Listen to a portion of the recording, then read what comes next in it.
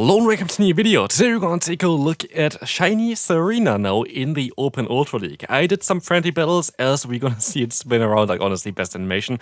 But yeah, after the early on video where we had some battles centers, I was not too sure if this Pokemon has any play at all in the Open Ultra League.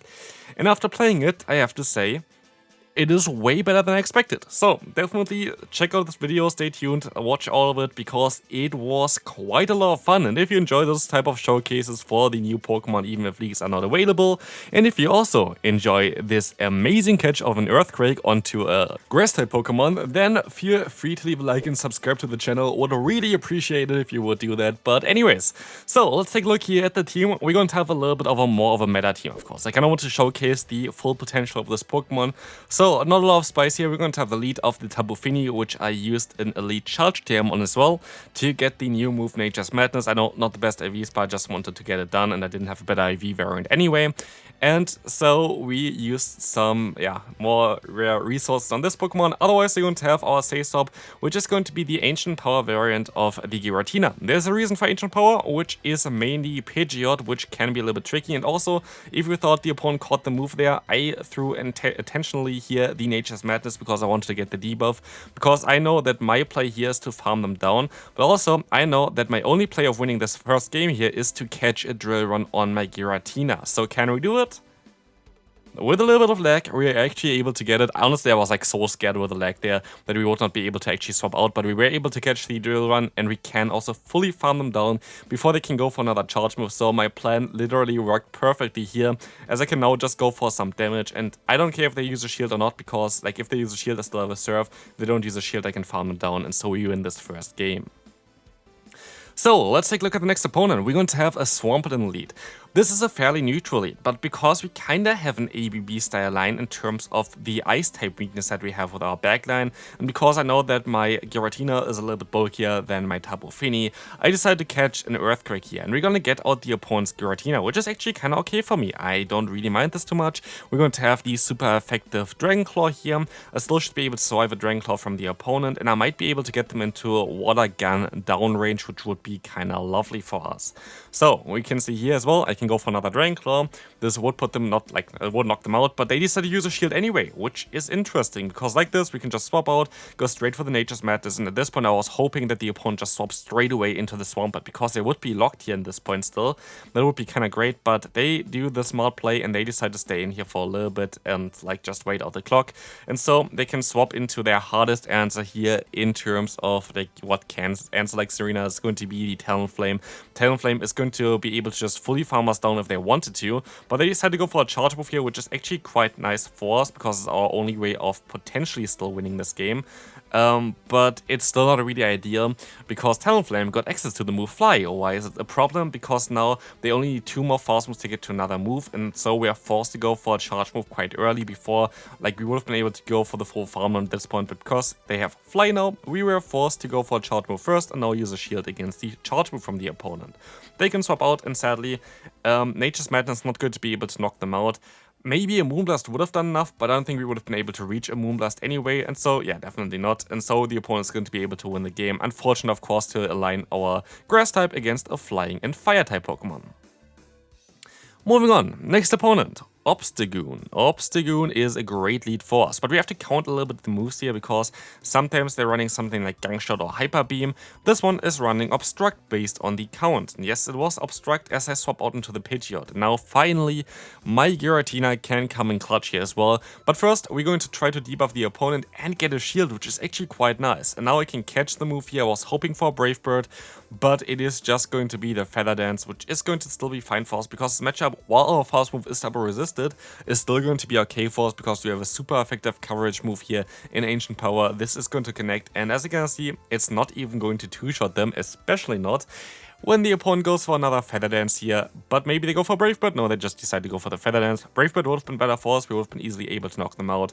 But it's still going to be fine. Why is it going to be fine? Because as you can see on the right side, the switch clock is going to be up again after we go for this charge move, and so we can align ourselves here with our Tapu Fini again against the opponent's Obstagoon. We know already they have Obstruct, so they have no play of basically winning against the Tapu Fini at all. Could have got some extra energy here, but I rather decided to just go for this straight knockout with the Nature's Madness as they decide to reveal their final Pokemon, Blastoise, being very weak to our new high jump kick variant of Serena. And spoiler alert, by the way, for today's video, there's actually going to be the case where we're gonna get the debuff or like the drop for our defense with the high jump kick, so definitely stay tuned for that. So yeah, that's actually happened today as well, which is quite rare. Like, you have 10% chance to hit this, and like trying to hit this on purpose is quite difficult. But here we will be able to take one Ice Beam. I know that we can take an Ice Beam because Blastoise has a pretty low attack stat, and so we're going to be able to go for the full farm down, and even against the Pidgeot, we're gonna be able to go for the full farm down as well. Moving on, we're going to have a Tapu Fini against a Tapu Fini in the lead. And here's the funny thing about this team, why I actually quite like this team. I think this team is amazing, by the way. There's very likely going to be better Pokemon in the back that you can use, like in terms of grass types compared to the Serena. But still, this team was really lovely, and I think it works out pretty well as well when the Ultra League comes back. But anyway, as you can see here, Nature's Madness coming through from the opponent, and I decided to swap out. I rather give up switch advantage and shield advantage here, because I know with the debuff that I got onto the opponent, Shadow Claw plus like the Ancient Power would have done enough against the Tapu Fini as well. But like this, we're gonna bait out the Skeledirge, which is really good for us, because now we can shield up the Shadow Ball from the opponent, we can overfarm by quite a bit, and we can go for that Dragon Claw to knock them out. And so we're going to be in a great spot as we can align ourselves. They cannot knock me out with a Nature's Madness, which is also quite lovely for us.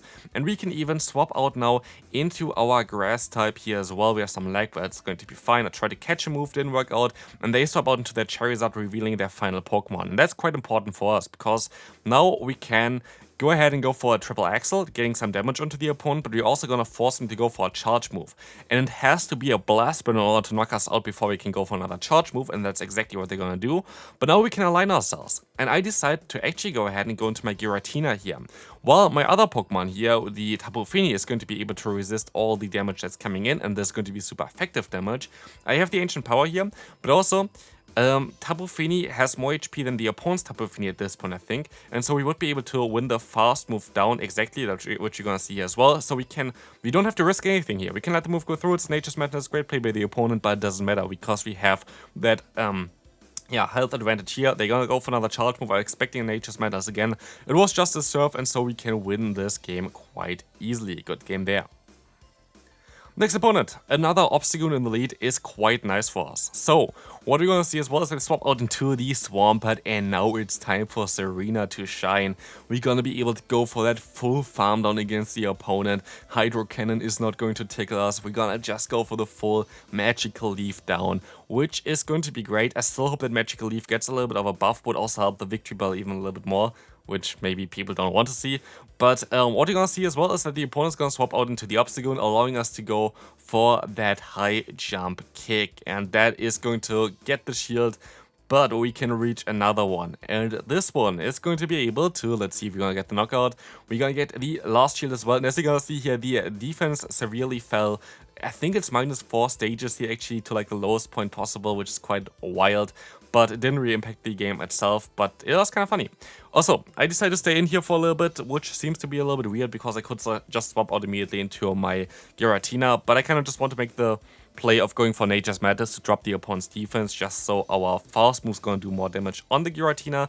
Because the funny thing here is now we can just overfarm by quite a bit, and even if the Obstagoon wants to come back in afterwards, we can just go for the Dragon Claw spam until we can swap back into our Tapu Fini. And so we are in a great spot now. I can go for another one here. I think this was a CMP tie as well. And so, as you can see on the right side, Switch Clock is up by like half of it, so like 30 seconds left on it. We can see here the Moonburst taking off another 10 seconds.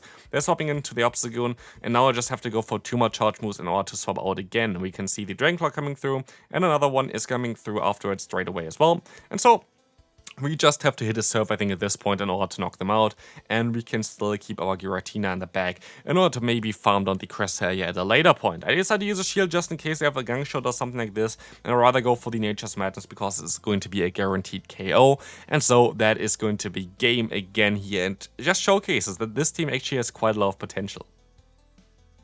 Second to last opponent for today, we're going to have the Skeledirge. Of course, all the battles I did here, by the way, were done during the community day. So if you see like some items coming up there on the top right corner, that was from my Go++. Thing is, as well, apparently it kind of got fixed here with the battles. You at least can use your Go++ while doing battles. It still, of course, lags a little bit because you are using some resources that would be better off for PvP itself. But it is what it is. Here we're going to be able to go for another serve against the opponent. The Skeledirge is going to use a shield, which is kind of nice. And we will see that they're going to go for a charge move. I expect that they're going to go for a bait, but I did not really want to risk it. I should have risked it for sure. But what you're going to see as well is that I make a huge mistake. I decided to go for Nature's Madness, and I decided to stay in for a little bit too long here. If I just swap straight away into my Serena, I feel like the high jump kick would have actually had quite a lot of play. And so, yeah, it is a little bit of an annoying thing here because now, looking at the damage that the opponent does and looking at a little bit of lag as well, I don't think that we would actually be able to reach even the high jump kick. And so I'm forced to go for the cheaper move here of triple axel against the debuffed opponent, and it doesn't knock them out. And maybe I would have been able to reach the high jump kick, I'm not too sure about it, but this was definitely something that I regret a little bit later on.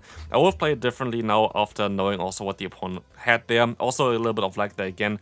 Doubt that I would be able to catch the move anyway, and that I even wanted to catch the move, as we would have had the Giratina in the back. But as you can see here, sadly, they're going to have the Gust Load in the back here, which is going to be a decent answer against our Giratina.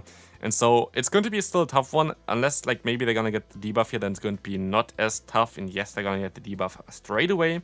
And this kind of seals the deal anyway. I think we would have lost no matter what, but maybe actually without the debuff, I don't know, but maybe I would have still got to another Dragon Claw, but it is what it is anyway. I don't think I would have won the game itself, but yeah, good game there. Kinda slight misplay by me, but we can move on to the final one for today. So, Ampharos in the lead. Horrible lead for us, so we swap out straight away into our Giratina. What we're gonna see is a Coma over swapping in, and if we can align ourselves, we're kinda nice in the, in terms of the spot, like we're gonna be in a nice spot as well. But even if we don't align ourselves, we're gonna be able to get at least like 2 shields from the opponent. So the opponent can decide, do they want to give us the alignment or do they want to give us his both shields? First shield we're going to get here already because the opponent did not even go for a charge move yet. And so we can see that they are still gonna have to take another charge move here. Do they give us a shield? Do they give us a switch? They're gonna give us switch advantage here, which is quite nice, and so we can align our grass type against the electric type, which is going to be very nice because most of them are running at the current time at least the move Trailblaze as well as Brutal Swing, and so we don't really have to risk anything here, but I still decide to use a shield just in case they would run Focus Blast on this Pokemon, just to be safe because I don't really have to risk it here. Like if I risk it and like they have Focus Blast, it might be the only way of losing, but they actually have the Annihilate in the back. I wanted to swap out a little bit earlier, but it did not really function as well, also because most likely it was just spinning a stop. But anyway, we're gonna see that they're gonna go straight for the Shadow Ball, which we can just shield up. I don't really care too much what they're going to do here. We're gonna decide to go for the Surf.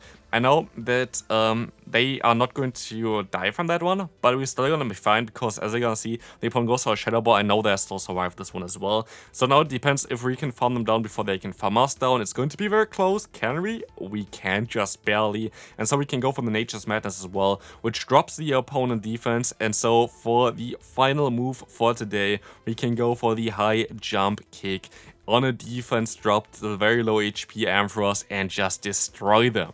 So if you enjoyed this video, would really appreciate if you leave a like on the video and subscribe as well, and I see you then. Bye bye.